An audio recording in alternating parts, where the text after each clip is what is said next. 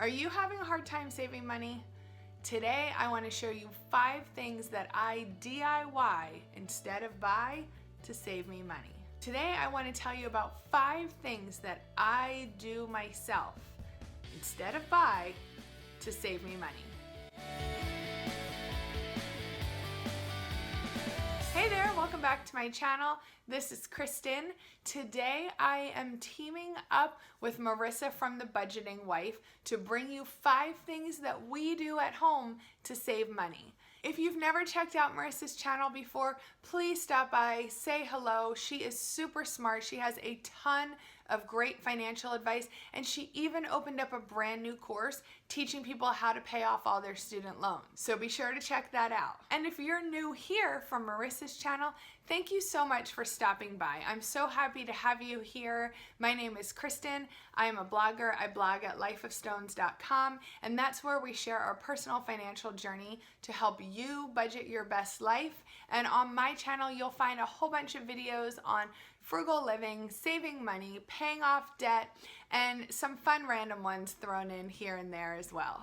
I hope you'll subscribe and I hope you'll stick around. I know sometimes it can be really hard to find extra money if you have a tight budget and you're trying to pay off debt. So one of the ways that you can cut expenses is by looking for things in your life that you can do yourself instead of purchasing a store or paying someone else to do, and you can save a ton of money in this way. So I actually do a bunch of things at home, but today I'm just going to share my top 5. The first thing I do at home is I make my own coffee. Now trust me, I love Starbucks too. They're fun, they're pretty, they're trendy, but here's the thing, they're so pricey. If you're going to spend $3, $4, $5 a day at Starbucks, just think of all the money that you are wasting in an entire year's time. Have you ever really sat down and calculated that? Do it right now. Just teasing, but seriously, how often do you grab a coffee on your way to work? Add that up and look at all the money you could be saving. So I found a way to make coffee that I absolutely love at home, and I have to be honest, not only is it a million times cheaper, but I actually enjoy it more. I prefer my coffee at home over $5 fancy coffees. Personally, I follow the keto lifestyle, so I drink what's called bulletproof coffee. I have a recipe up here for the best tasting bulletproof coffee. It's super easy to make, and I also offer an alternative for people that are not keto. So check it out. It's a great DIY at-home latte for a fraction of the price. The next thing I do at home to save money is I make my own meals. I know you've probably heard this one everywhere, but seriously, if you're struggling with a super high grocery bill, or you're just struggling with saving money in general or cutting back expenses, the food budget is one area where you can save a ton of money. Believe it or not, food is actually the second highest expense for most families, second only to your housing expense. Think about that for a minute. That is a ton of money we are spending every single month on food. So dedicate one day a week, one evening, one afternoon to making your meals, and you can prep a whole bunch of meals. You can even prep breakfast, lunch, and dinner if you'd like, depending on your schedule. And you can prep these meals, keep them in the refrigerator throughout the week, and when you're getting ready for work, you can quickly grab it out of the refrigerator, toss it in your lunch bag, and go. I even sent out a free monthly meal plan. If you are on my email list, I will leave a link for that down below, and you can sign up for that and get my personal meal plan for free every single month. Then all you need to do is worry about lunch and breakfast, and you're good to go.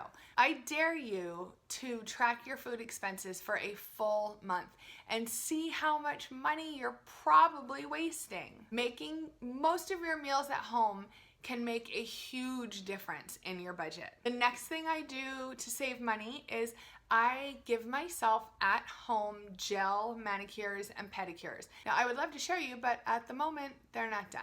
I asked for Christmas for an at-home gel manicure set.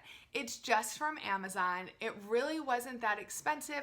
In fact, it was probably around the same price I would pay to go to a salon and get a gel manicure or pedicure. It was definitely cheaper than if I paid a salon for both.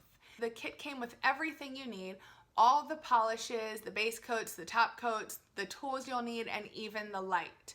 This way, I'm able to give myself a manicure when I'm at home watching TV or relaxing at night, and I not only save myself the time of having to go and sit in the salon, but it literally pays for itself in just one manicure. So I'm going to go ahead and link this kit down below. This is the one that I got from Amazon. There's a whole bunch of different ones on there. I will say it definitely takes some practice. My first manicure totally sucked. The second and third, but I'm definitely getting better. So it just takes a little bit of practice. And in all honesty, the quality might not be quite as good. I would say the salon's probably a little bit better depending on where you go.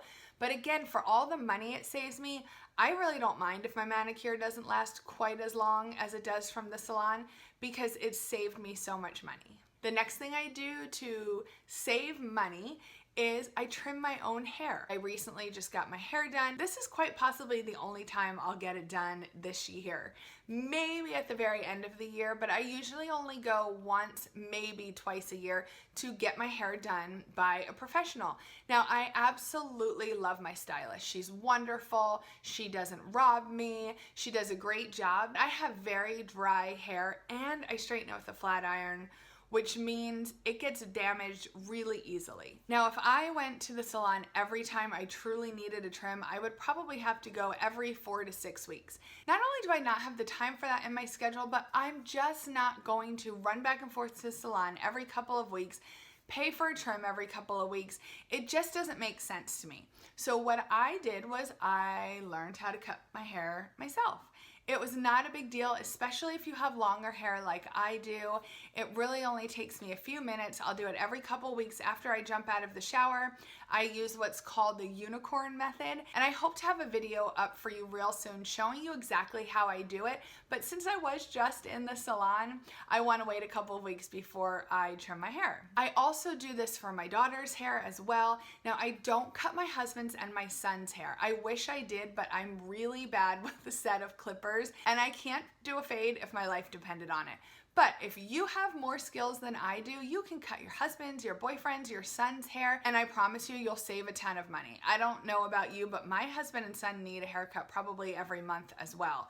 And theirs aren't near as expensive as ours are, but you could still save a lot of money. And the last way that I save money is I make my own makeup setting spray.